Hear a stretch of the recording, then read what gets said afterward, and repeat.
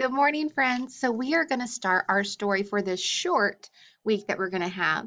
The story we're going to read this week is called If Your Monster Won't Go to Bed, and it's written by Denise Vega and it's illustrated by Zachariah O'Hara. So just from looking at the front cover, who can predict what they think this book is going to be about? All right, let's see if you're right. So we have been working on talking about the setting and the characters so far in our story, and then retelling stories, which means that we put the events in different order and try to remember.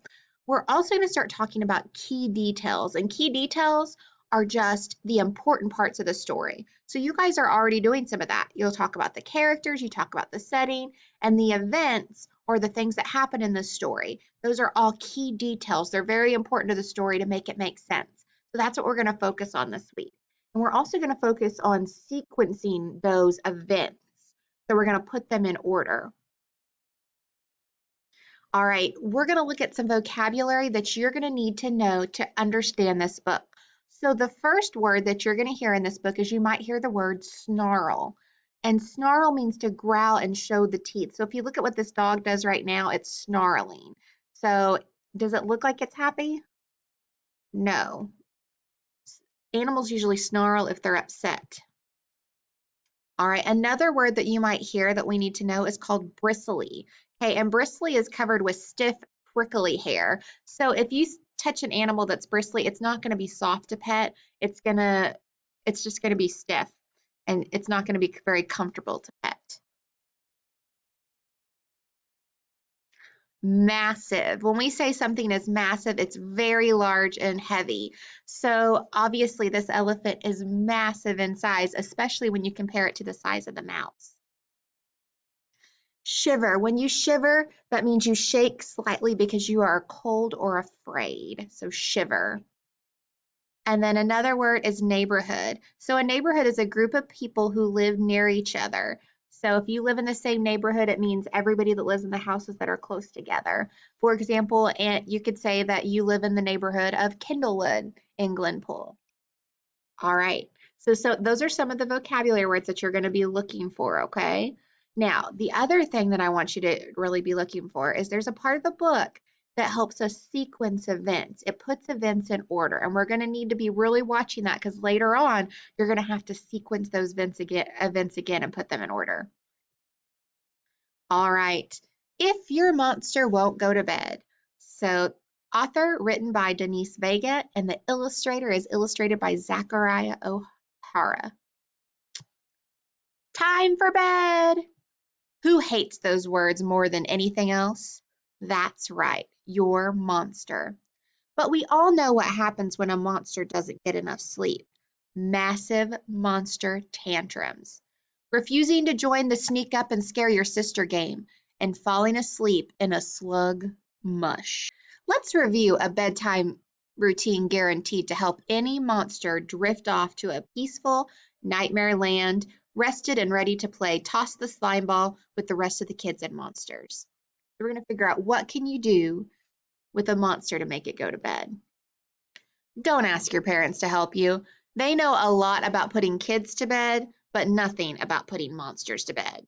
It's not their fault. They're just not good at it.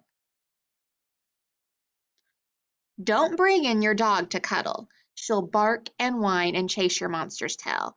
And your monster will growl and snarl and chase your dog's tail, which will lead to a monster meltdown. And who wants that besides other monsters? So one of the vocabulary words we talked about is on this page. That's right, snarl. So you can see right down in the picture, the dog is snarling. It's showing its teeth, trying to nip at the monster, and the monster is not happy and showing its teeth too, so it's snarling. Don't do the monster stomp. Your monster will wiggle his waggle, flick his fur, and clench his claws. And the next thing you know, he'll be shaking his bristly bottom and won't want to stop. So remember, one of our words was bristly too. So is his hair going to be soft or stiff? It's going to be stiff, that's right. And you'll be shaking your unbristly bottom. So it will be a big bottom shaking, waggle wiggling, fur flicking, claw clenching, monster kid stomp. which will last all night. Save the monster stomp for daytime fun. Don't have your monster count sheep. You know what will happen. And sheep aren't good for monsters' digestion. All that wool makes him gassy. And the sheep inside says, this is bad. Don't give your monster a glass of milk. Monsters hate milk, unless it's sour and green and smells like dirty underwear. Burp. And if you give them sour, green, dirty underwear smelling milk, they'll stay up all night making burping, sour, green, dirty underwear smelling burps. And who wants that? Besides other monsters. I know that's a lot of don'ts. So if your monster won't go to bed, what do you do? And look what he's doing now. It says boom, boom, crash. And how can you tell just by looking at the little girl that she's tired? That's right, she's got those lines under her eyes, and we get lines under our eyes when we get really tired. Step 1. So we're going to sequence some events. Pour your monster a nice big glass of calming, crunchy, oozy bug juice, slimed with ooey gooey snail trails. No monster can resist this. And maybe you can't either. Go ahead, take a sip. Ugh, would you want to take a sip of that? No. So the first thing that she did is she made him a shake with bugs and snails. Step 2, give your monster an ice cold, shiver-inducing bath to relax him. And make sure to scrub behind his ears with mud soap. All right, we heard another vocabulary word. We said shiver-inducing. So if it's really, really cold, shiver-inducing means it makes you shiver over and over again. So she's going to give him that cold, cold bath. Step 3, brush your monster's fangs until they are at their smelly, rotten best. And don't forget to floss. So instead of toothpaste, it says fang paste down there. So she's flossed his teeth or his fangs. Step 4, help your monster find his favorite squishy, squashy, can't go to bed without it toy. Put all the other monster toys in your parents' bed. They will appreciate your thoughtfulness. So find him a nice toy. Step 5, read the freakiest, creepiest, scariest story from your bookshelf, screaming where appropriate, and watch your monster's eyelids start to droop.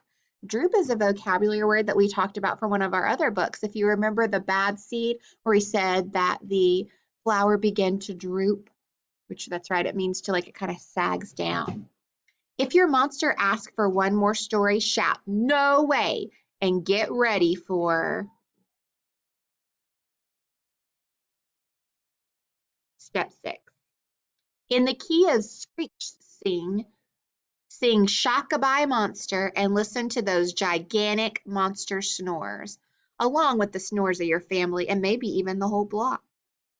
So you're going to sing them a song at the end.